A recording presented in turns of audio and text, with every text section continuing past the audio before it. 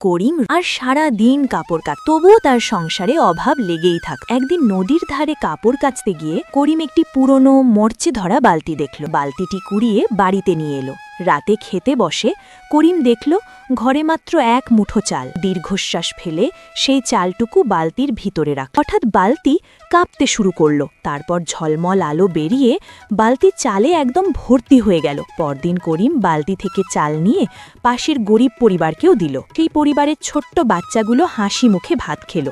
রহিম রাতের আধারে করিমের ঘরে ঢুকে বালতি চুরি করল। সে ভাবল, এবার আমি রাজার মতো থাকব। রহিম বালতিতে সোনার আংটি রাখল, কিছুই হল না।